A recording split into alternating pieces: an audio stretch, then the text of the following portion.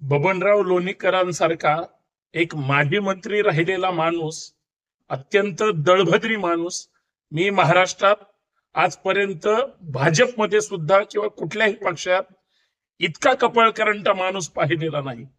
म्हणजे लोणीकर सारखा माणूस किती स्वार्थी आहे, कपटी आहे. महिला भगिनींची बदनामी करतो, तरुणांची बदनामी करतो, शेतकऱ्यांची बदनामी करतो. जसं काय स्वतःची प्रॉपर्टी विकून यांनी जनतेला पैसा दिला. लाडक्या बहिणींची बदनामी हा जर माणूस करत असेल, त्यांच्या मतावर हा माणूस आमदार झाला.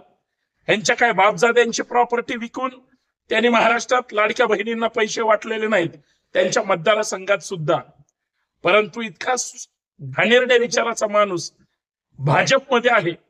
देवेंद्र फडणवीस साहेब या माणसाच्या तात्काळ मुसक्या आवळा. आणि बबनराव लोणीकरांनी तमाम महाराष्ट्रातल्या लाडक्या बहिणीची, तरुणांची किंवा प्रत्येक महाराष्ट्रातल्या नागरिकांची माफी मागावी, शेतकऱ्यांची नाक घासून माफी मागावी.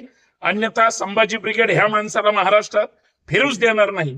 या माणसाची पात्रता सुद्धा नाही महाराष्ट्रात फिरण्याची. इतका संताप.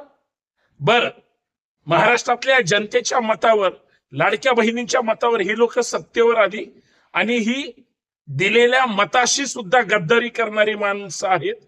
बबनराव लोणीकर यांचं वादग्रस्त वक्तव्य म्हणजे महाराष्ट्रासोबत, शेतकऱ्यांसोबत केलेली गद्दारी आहे. आणि अशा गद्दारांपासून महाराष्ट्रानं सावधान राहिलं पाहिजे.